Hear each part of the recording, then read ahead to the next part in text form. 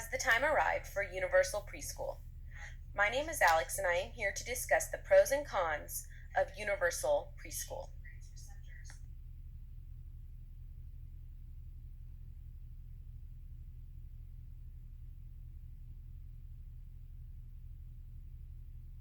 Who is responsible for the development of early learning programs? The American preschool system has been traditionally structured. Preschool is generally targeted to those under 5 or 6 years old. In terms of policy and administration, child care or social welfare has been used to reference early learning rather than education. Head Start is administered by the U.S. Department of Health and Human Services, not the U.S. Department of Education. Many state-run targeted early learning programs are funded and administered by Health and Human Services, not the K-12 education budgets.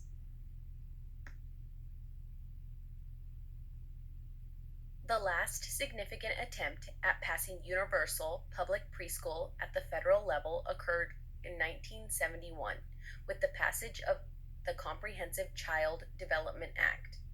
The Comprehensive Child Development Act would have created a national approach to early learning programming that included education, nutrition, and health components.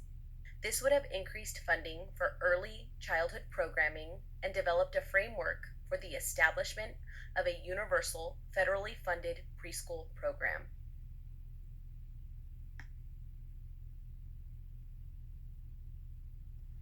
Unfortunately, then President Nixon vetoed the Comprehensive Child Development Act, and no successful attempt at passing universal public preschool on the federal level has occurred since.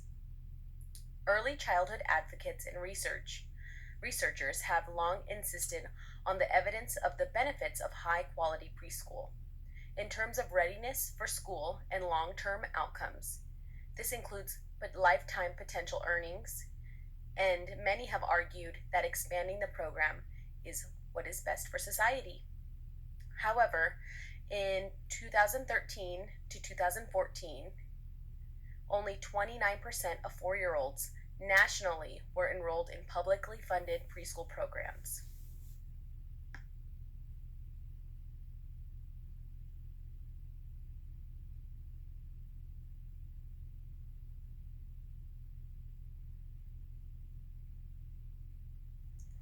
Currently, there are primarily two sectors of children who receive preschool education: those who can afford a private education and those who are beneath the poverty line, who qualify for federally funded programs. Families with incomes just below the national average, $40,000 to $50,000 a year, have less access to high-quality preschool than poorer or wealthier families. The wealthier families can afford good private programs. The poorer families are more likely to have access to targeted programs. The need for preschool education is mostly for the families whose incomes exceed the income threshold for targeted state and federal programs. Children in these families constitute a large unserved population and deserve access to high-quality preschool programs.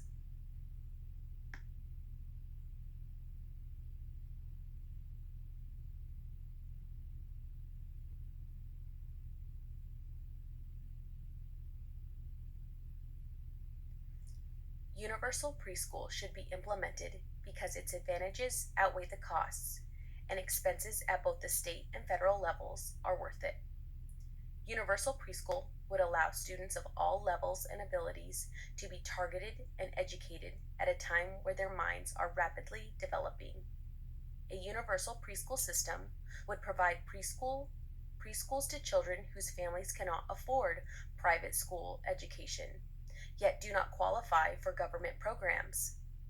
Children from low and middle socioeconomic backgrounds would benefit considerably for having access to a quality education at such a young age. The universal preschool system would also benefit handicapped children, providing more options and schools better equipped to handle their problems. Overall, universal preschool would be beneficial to children all across the United States, as well as foster a love of learning early in life.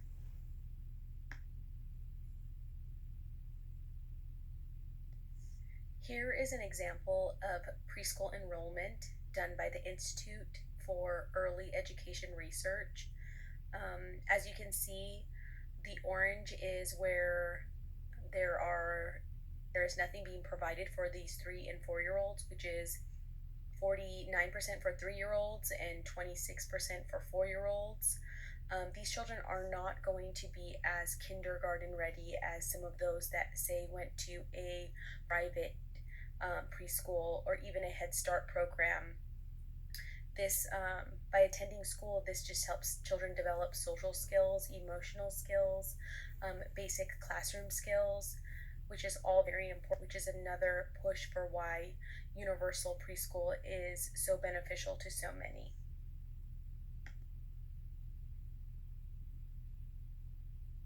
How can universal preschool help working mothers?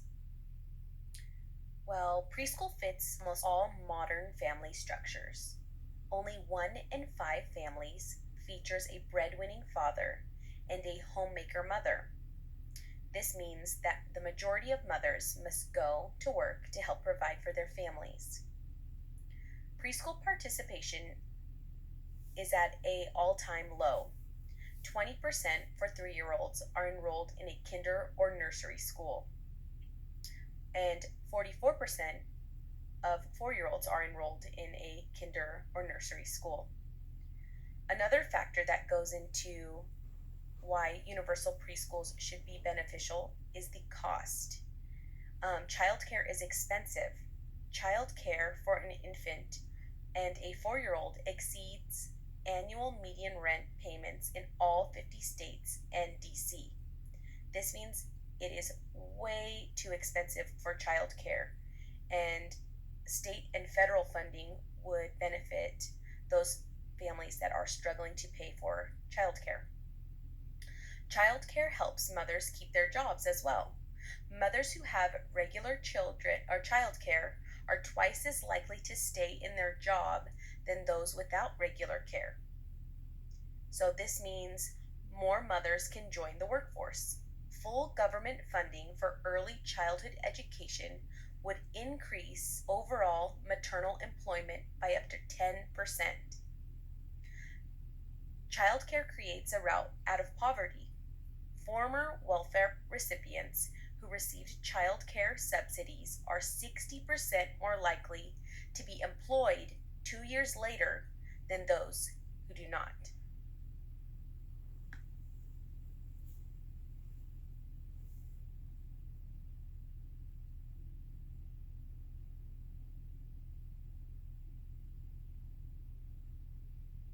A variety of reasons exist for why publicly funded universal preschool has historically lacked political support, both on the national and state level.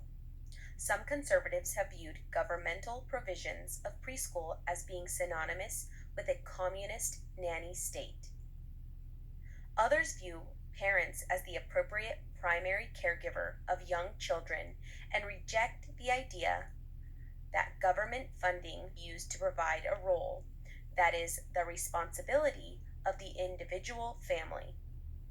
This objection has been strengthened by the fact that, as previously mentioned, public preschool has often been administered and funded by the Health and Human Services Department, thereby making it a part of the U.S. social welfare system rather than the education system.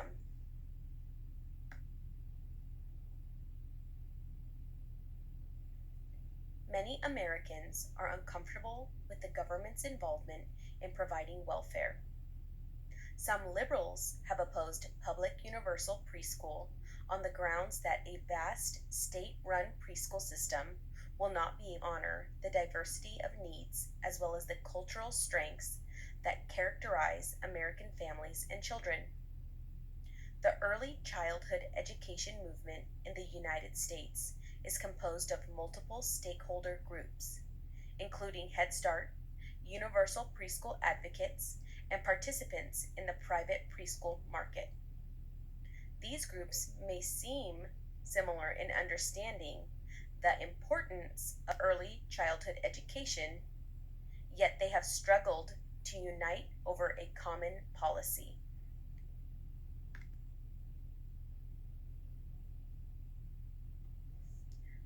Another concern is ethical prejudice and an understanding of the many debilitating outcomes which arise from it. It is important that educators take the responsibility to move beyond a focus on reducing prejudice, but instead use a more proactive and preventative approach. By doing this, it helps to bring awareness of and respect for ethnic diversity.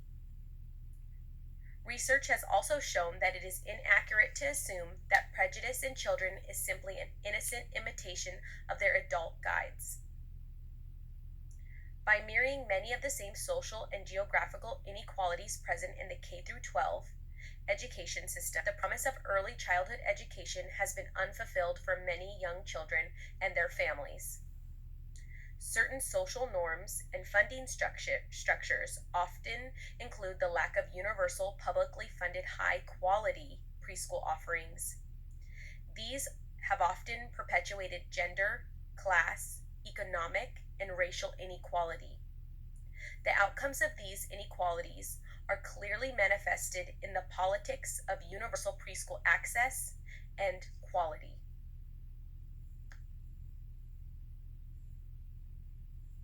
Is another example of a study done where several Americans were asked if they agreed or somewhat agreed with universal preschool. One of the questions is every child should have the opportunity for high quality preschool regardless of family income. That is definitely something that I strongly agree with, and so did most of the participants. Having a foundation just helps society later on and helps build school readiness.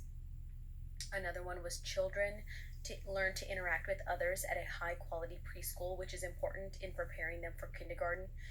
I see this every day when I teach my pre-kindergarten class. I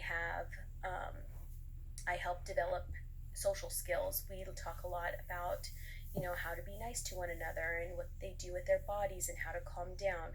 This is such an important skill before kindergarten.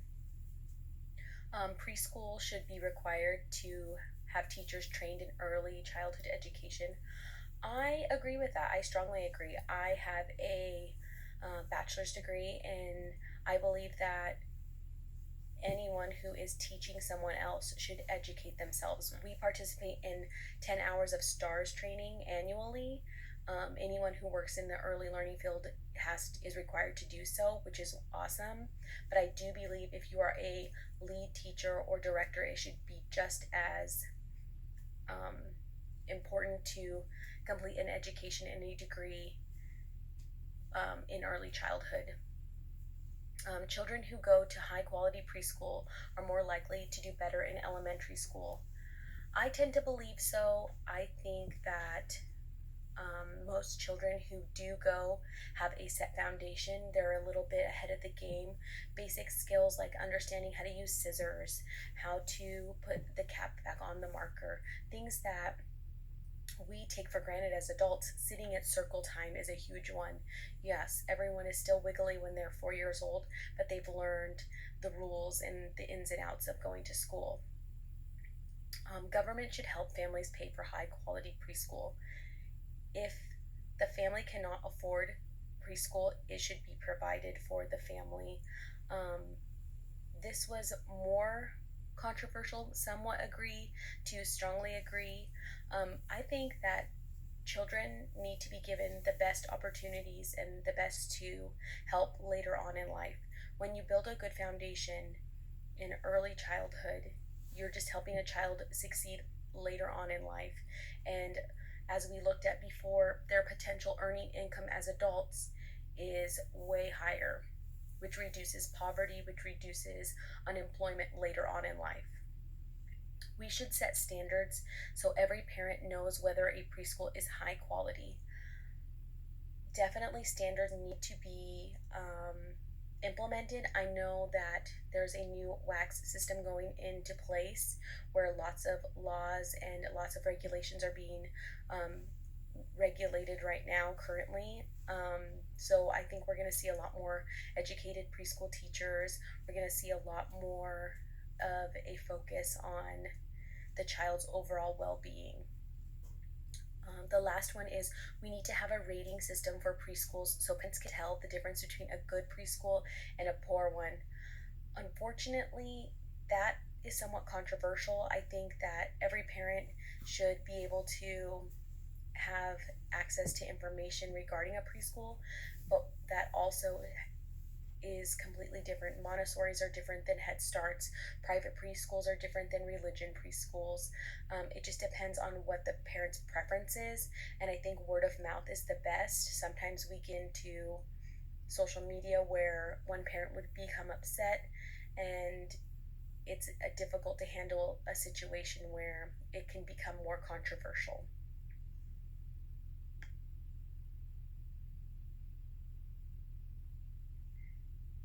Is the U.S. ready for change?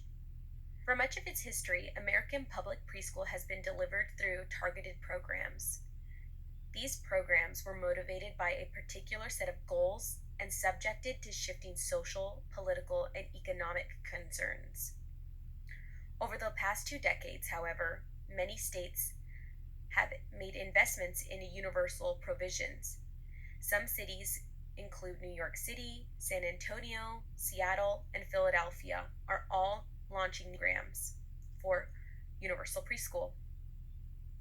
State and local efforts benefited from substantial federal support under the Obama administration includes $1.25 billion in funding through initiatives like Race to the Top, Early Learning Challenge, Preschool Development and Expansion Grants, and Every Student Succeeds Act.